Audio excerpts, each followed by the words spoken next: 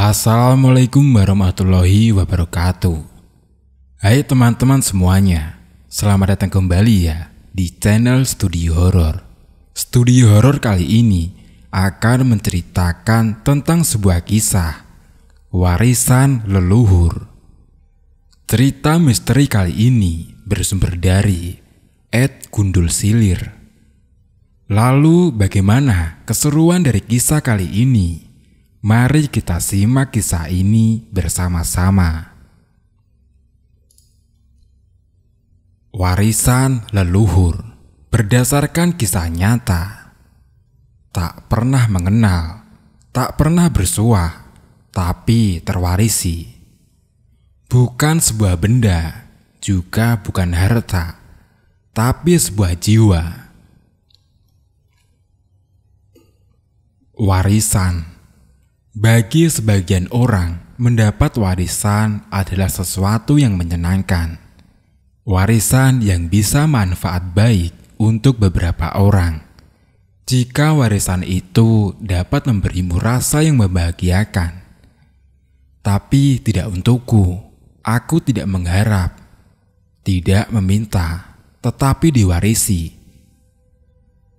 Warisan turun-temurun, jin. Itulah nama warisan yang kudapat. Aku tidak tahu apa itu.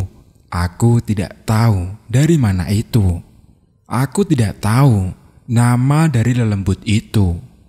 Aku pun juga tidak tahu apa guna warisan itu. Inilah ceritaku. Cerita tak bergambar yang penuh sendu. Pukul 2 dini hari. Aku tiba-tiba terhenyak dari tidurku. Entah kenapa. Mungkin karena Allah ingin aku bersujud lebih dalam. Kubuka mata perlahan, kulihat samar. Tapi aku yakin, sesosok perempuan cantik berkebaya indah dan berambut panjang terus mengelus kepalaku. Buayanya tak bisa kutolak. Aku terlelap lagi dengan sedikit rasa was-was dan berbicara dalam hati. Nanti aku bangun jika dia sudah pergi. Dia selalu bisa membuatku tergoda. Seharusnya aku berontak. Tapi saat itu aku belum memahami.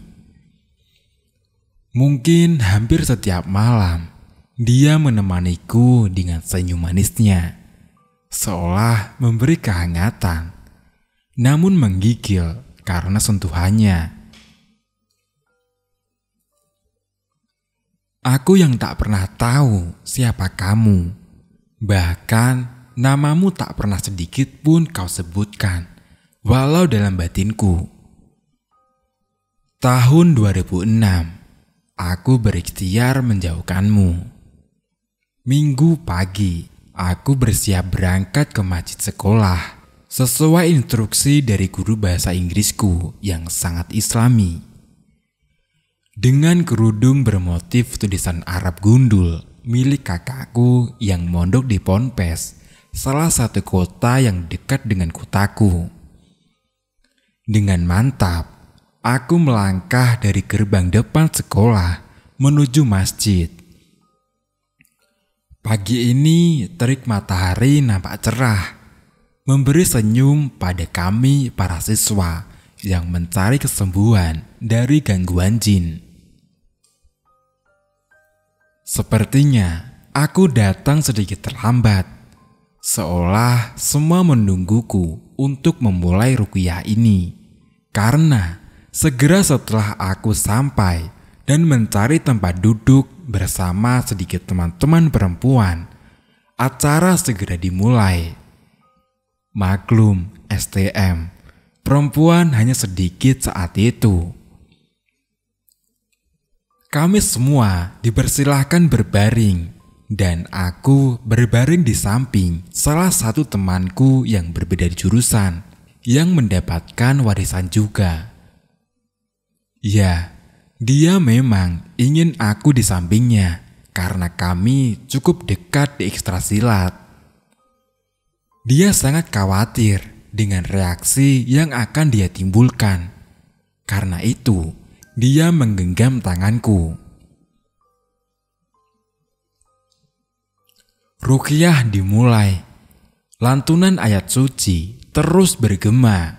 Awalnya aku sangat menikmati, tapi semua berubah saat teman yang menggenggam tanganku melepaskan genggamannya dan berteriak kencang.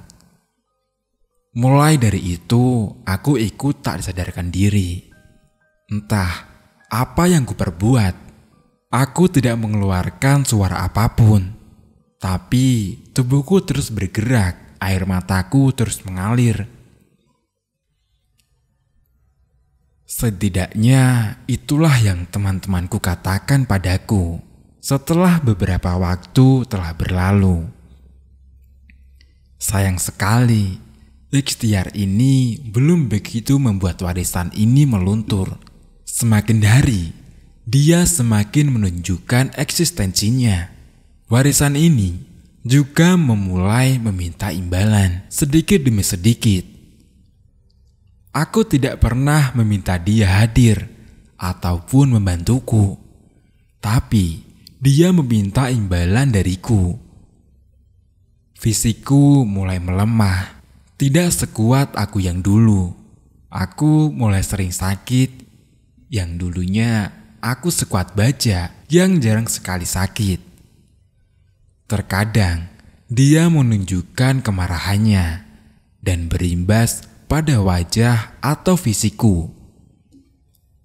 Bila amarahnya memuncak, dia akan membuat semua luka yang cukup besar di area wajah.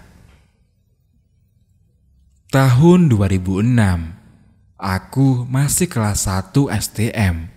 Puber pun belum begitu memuncak, bahkan belum begitu mengenal puber.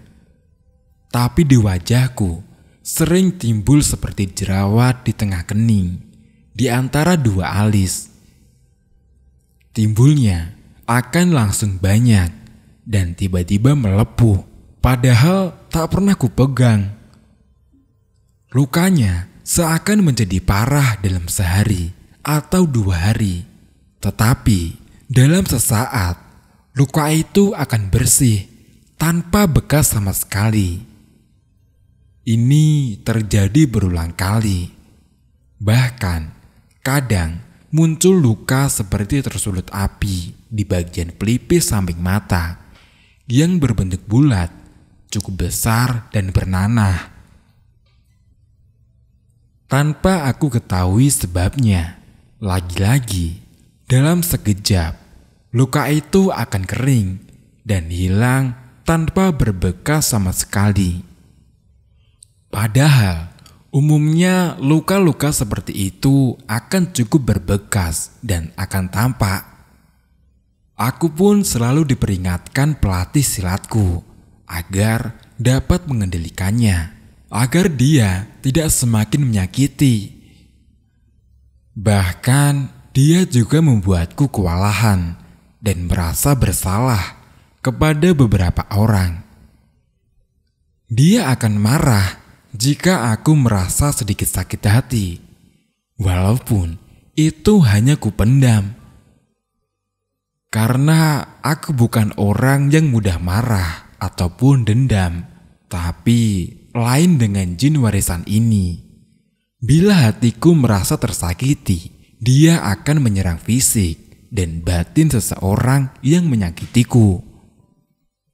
Padahal sungguh aku tidak menginginkan itu. Pernah waktu itu salah satu teman yang cukup dekat denganku mengkhianatiku dan berbuat tidak baik di belakangku. Aku memang merasa sedih dengan sikapnya, tapi aku tak pernah dendam ataupun marah. Tapi dia langsung melukainya tanpa sepengetahuanku. Temanku mengeluh sakit di bagian dada pada pelatih silatku. Tapi pelatih silatku tidak mengatakan apa sebabnya kepada temanku. Justru pelatih mengatakannya kepadaku jika yang membuat dada temanku sakit adalah jin dalam diriku. Aku sungguh tidak mengetahuinya. Aku sangat merasa bersalah karena jin itu bertindak atas kehendaknya sendiri. Pelatihku hanya memberi pesan padaku agar aku memaafkan sikap dari temanku itu. Ya, karena pelatihku tahu pasti bagaimana sikap temanku itu kepadaku.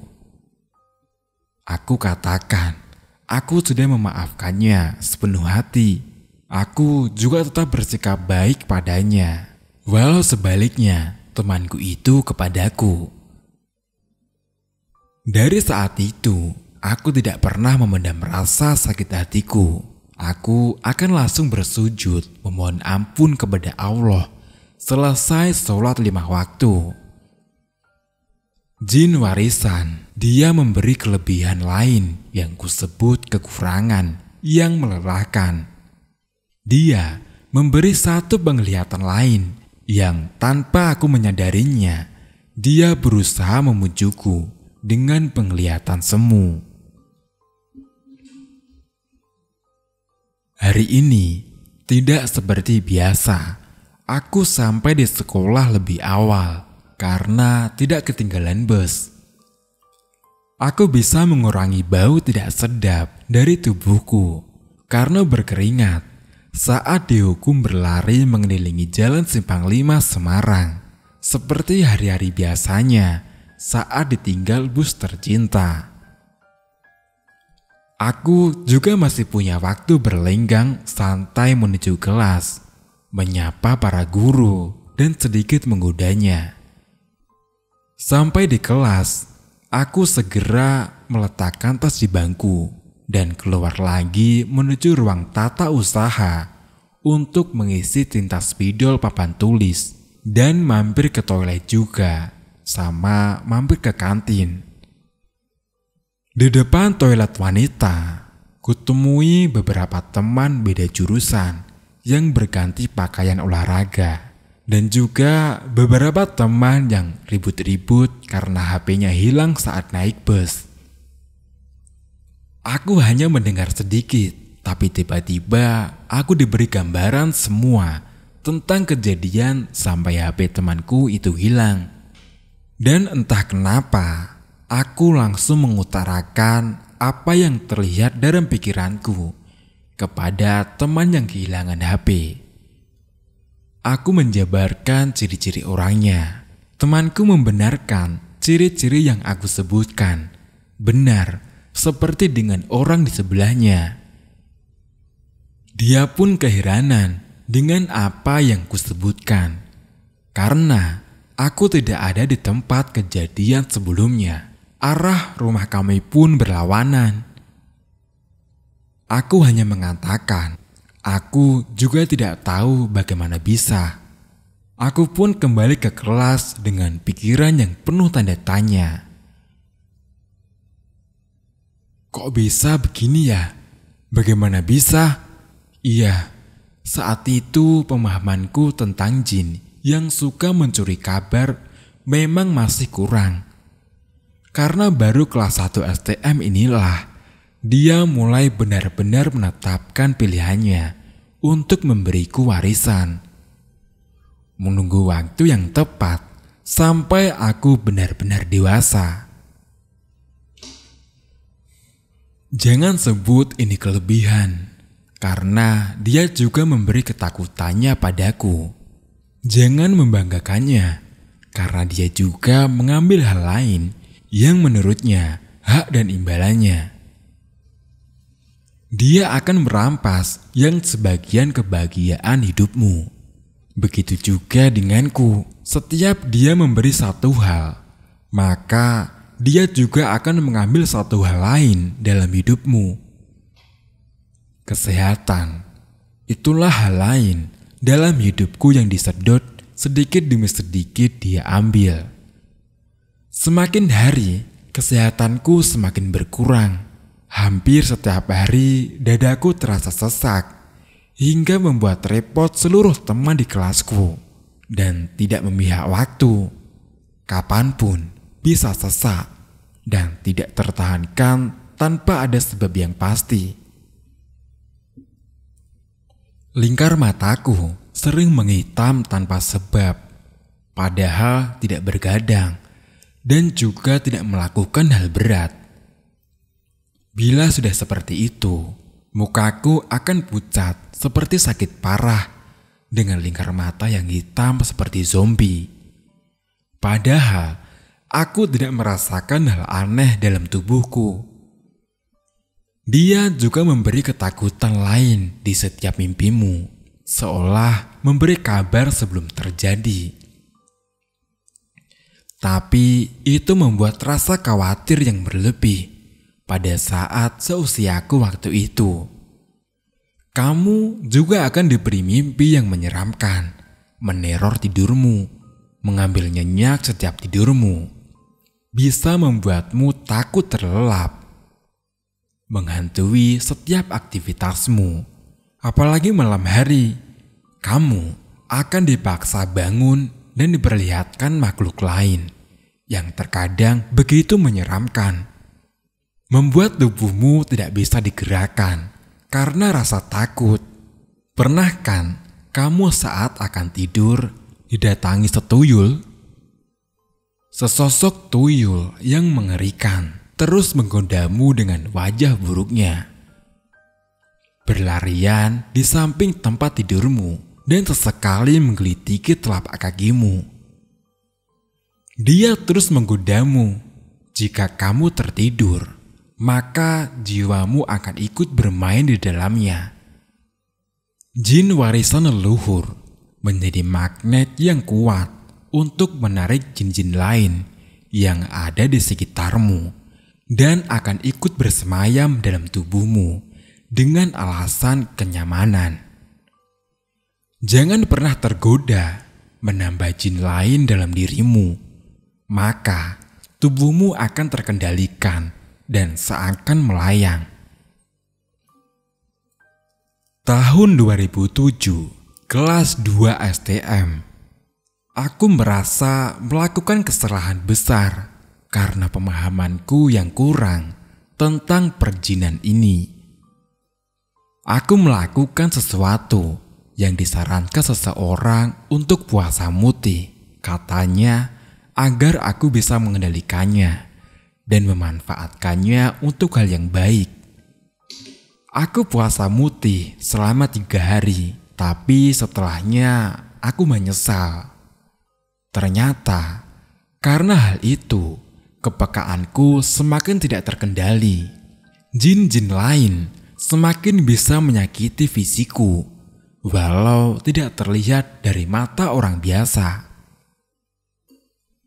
Beberapa jin juga tertarik ikut denganku. Aku sudah berusaha menolak sekuat tenaga, tapi energiku sering terkuras. Dari banyaknya jin yang ikut, mungkin sekitar 5, dan masih ada yang ingin ikut lagi. Tapi aku terus menolak. Karena hal itu, tubuhku semakin melemah. Mereka mengambil energiku.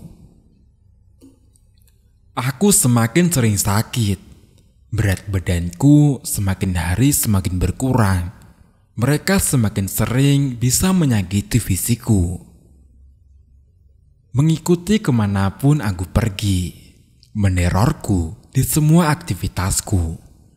Sungguh melelahkan dan menakutkan kadang.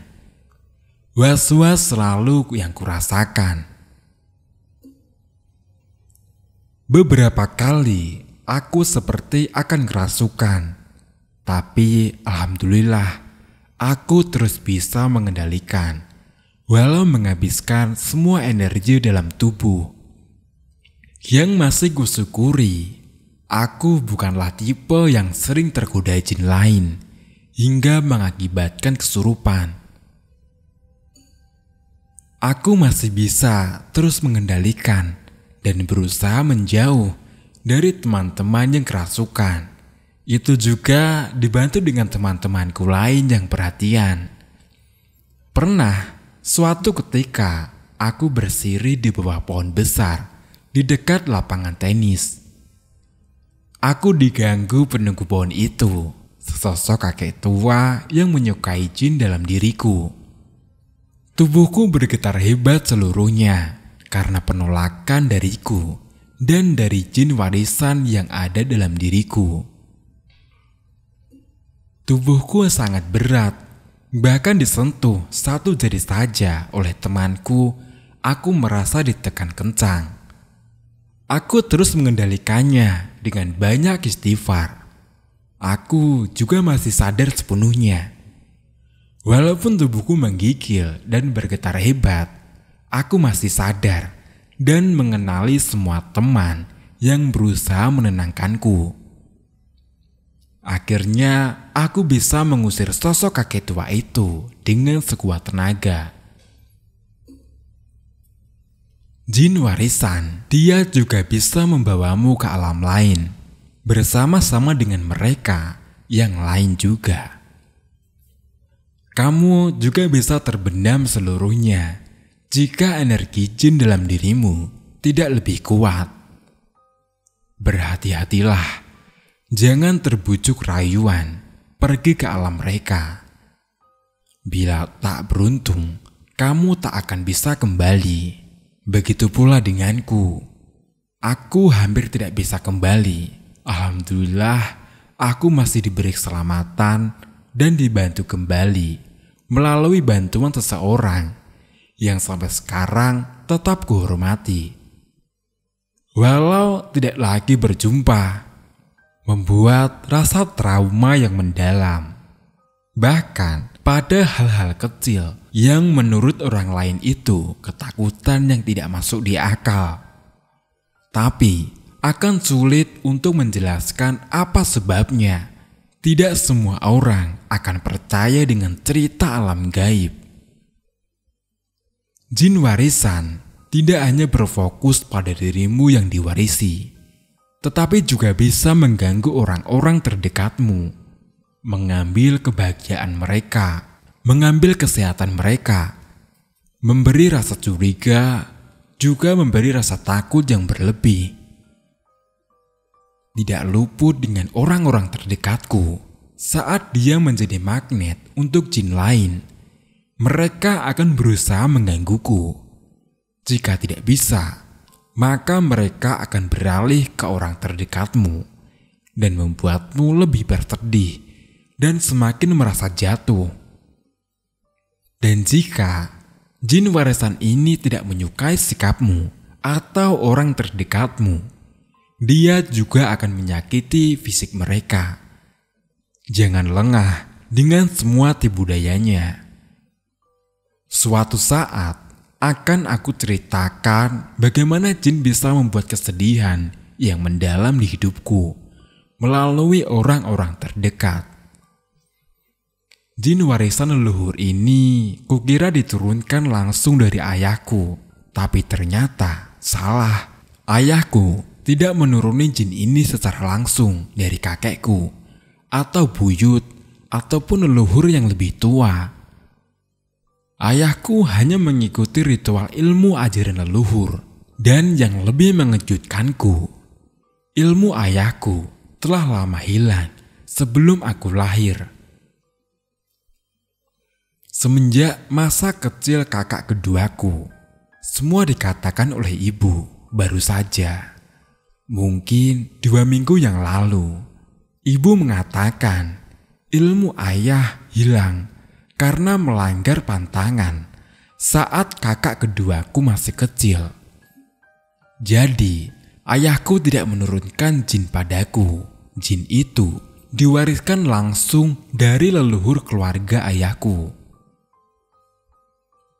Sayangnya, aku bahkan tidak mengetahui siapa saja leluhurku. Kakek dari ayahku pun sudah lama meninggal sejak kakak pertamaku lahir. Aku agak kesulitan menghilangkannya karena tidak tahu diriku sudah masuk keturunan keberapa. Tapi aku sangat yakin dia bisa hilang karena aku tidak ingin menurunkannya ke anak cucuku juga. Ingat kisah aku yang kula nuwun yang menceritakan ayahku yang jatuh ke dalam sumur. Kenapa ayahku yang bisa tertarik oleh jin yang ada di sumur itu? Padahal ayahku mempelajari ilmu perjinan. Ternyata ilmu ayahku sudah hilang. Jadi ayahku tidak bisa memberontak dari jin yang ada di sumur itu. Jadi warisan ini diturunkan kepadaku langsung dari leluhur yang tidak pernah ku ketahui wajahnya, silsilahnya, bahkan namanya. Aku sudah tidak begitu paham. Hanya beberapa makam tua yang selalu ditunjukkan kepadaku saat ayah masih hidup. Sampai sekarang, aku sudah berusaha ruqyah berkali-kali. Berusaha lebih taat dan belajar ilmu agama lebih mendalam. Walaupun dia tetap menempel dalam diriku. Tapi, aku tidak ingin terhasut ke hal yang tidak baik. Aku ingin sembuh. Pesan saya, jangan berusaha mengulik yang tidak kamu ketahui tentang jin leluhur. Jika kamu penasaran, cukup cari tahu dan kemudian tinggalkan. Jangan berusaha memperdalam ilmu perjinan dari leluhur ini, karena akibatnya akan menyakitkan. Jangan bergantung kepada jin leluhur yang menyesatkan di kemudian hari. Dan juga saranku, carilah pertolongan kepada Allah dengan cara yang syar'i agar tidak semakin terjerumus dengan jin warisan leluhur ini. Perdalamlah ilmu agamamu jika kamu merasa terhasut pada hal yang buruk dan perkuat ibadahmu. Terima kasih teman-teman karena sudah mau menonton video dari channel Studio Horor. Wassalamualaikum warahmatullahi wabarakatuh.